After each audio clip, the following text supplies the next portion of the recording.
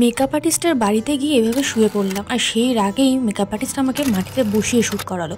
তো চলো পুরো দিনের ভিডিওটা তোমাদের সাথে শেয়ার করব।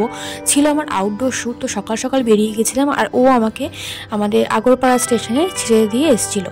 তো ওর সাথে চলে গেলাম সকাল সকাল, প্রচণ্ড ঠান্ডা ছিল। তো যাই হোক, এখন আমি চলে এসেছি আগরপাড়া স্টেশনে, এখানে দাঁড়িয়ে আছি যে ট্রেনের অপেক্ষায়। তো অনেকক্ষণ দাঁড়িয়ে থাকার পরে আলটিমেটলি ট্রেন এলো। তো আমি এখন ট্রেনে উঠেও গেছি। তো উঠে যাওয়ার পরে এখন নেমে গেছি ব্যারাকপুর, কারণ ব্যারাকপুরেই ছিল আমাদের আউটডোর শ্যুটটা। তো এখন যাচ্ছি, আরও অনেকটা জার্নি তোমাদের সাথে শেয়ার করব। তো ভিডিওটা পুরো দেখো, কেমন লাগে অবশ্যই কিন্তু জানিও। ব্যারাকপুর স্টেশন থেকে নেবে নিয়ে নিয়েছে একটা টোটো, সেই টোটো থেকে নেবে নিয়ে নিতে হচ্ছে আমাকে আরও একটা টোটো, মানে বুঝতেই পারছো অনেকটা জার্নি।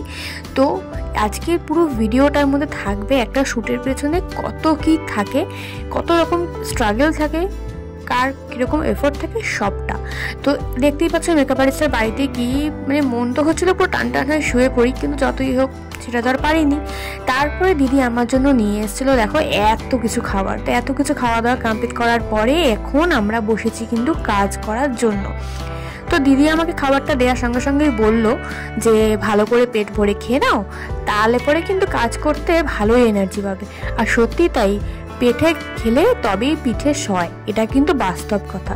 তো যাই হোক, প্রচুর গল্প করছি আমরা, দেখতেই পাচ্ছ ভিডিওতে, মানে দুজনেই প্রচণ্ড পরিমাণে বকবক বকবক করতে করতে সেদিনকে দিনটা কাটিয়েছি।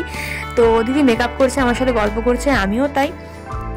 তো এরকম হতে হতে আমাদের মেকআপ কিন্তু মোটামুটি complete, base makeup eye makeup complete. এখন হচ্ছে আমাদের হেয়ার স্টাইল। তো আমাদের হেয়ার স্টাইল কমপ্লিট হয়ে যাওয়ার পরে এখানে হাফ ডান দেখতেই পাচ্ছ।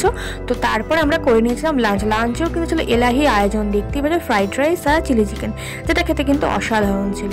আর দিদির ব্যবহার নিয়ে আমার কিচ্ছু বলার নেই, ভীষণ ভালো মনের একজন মানুষ।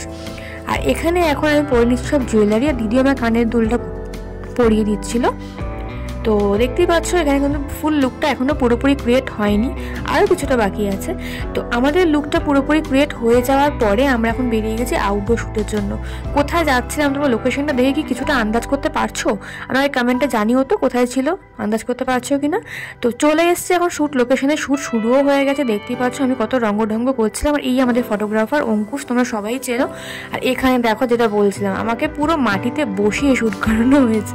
যাই হোক, জোকস আপার মজা করতে করতে সেদিনকে দিনটা কাটিয়েছে। এই হলো আমার টোটাল ফাইনাল লুক। লেহেঙ্গাটা খুব মিষ্টি, আমার ফেভারিট একটা কালার, আর তার সাথে লুকটাও হয়েছিল কিন্তু দারুণ।